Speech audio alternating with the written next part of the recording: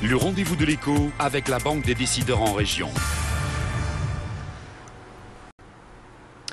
Bonjour à tous et bienvenue dans le rendez-vous de l'écho. Aujourd'hui, on va vous parler solidarité avec l'association Unicité Nord-Pas-de-Calais.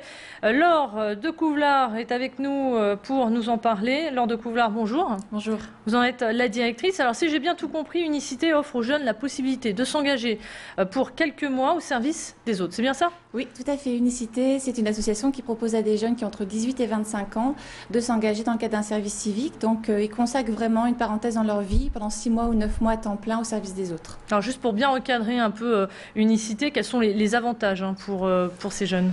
Alors les jeunes qui sont en service civique ont un statut qui aujourd'hui est reconnu et ils sont indemnisés. Ils ont entre 440 et 540 euros par mois. Ils ont une couverture sociale et ils cotisent aussi pour leur retraite. Et c'est vraiment la possibilité de se rendre utile pendant un temps et de prendre aussi le temps de réfléchir à son projet professionnel. Alors, il y a combien de jeunes qui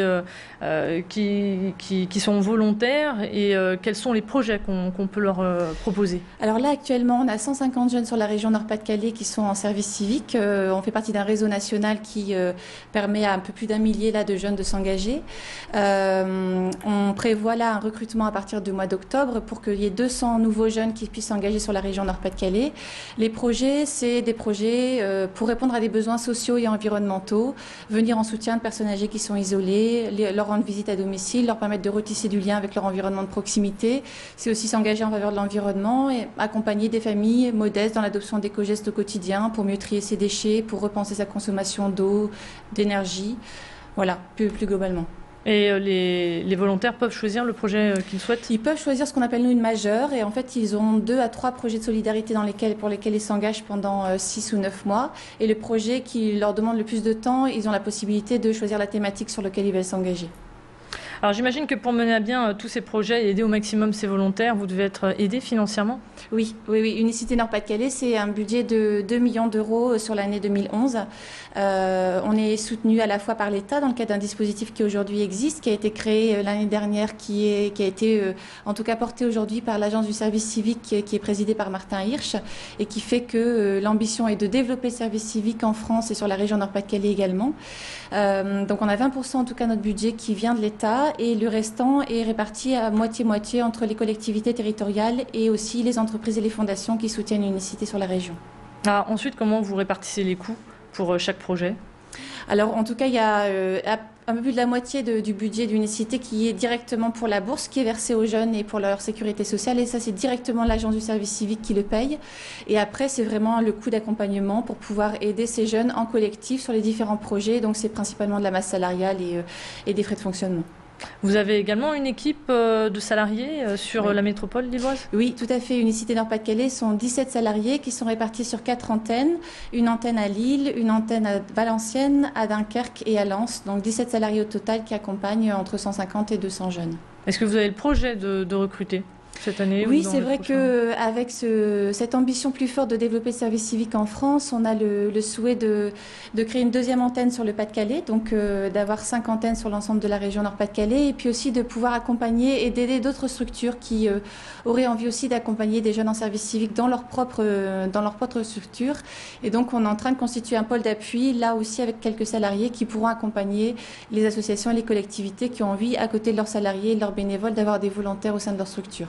Aujourd'hui, selon vous, qu'est-ce qui fait le succès du service civique? Le succès, c'est pour, en tout cas quand on voit un jeune évoluer au démarrage de son service civique à la fin, c'est de voir un jeune qui mesure quelles sont vraiment les réalités de notre société là aujourd'hui, de pouvoir se consacrer du temps aux autres, de s'épanouir aussi en se rendant utile. Et puis souvent, on a peu le temps de réfléchir à son projet professionnel. Et là, on l'accompagne, on l'entoure de professionnels de l'emploi, de la formation, d'entreprises qui sont aussi partenaires chez nous pour lui permettre de trouver des débouchés aussi sur son avenir professionnel. Mais c'est vraiment un temps d'engagement auquel il ne faut pas se substituer à un emploi. C'est vraiment cette idée de consacrer du temps pour les autres. Alors, où les jeunes peuvent se renseigner? Où est-ce qu'ils peuvent vous trouver? Je crois que vous êtes aussi sur des forums.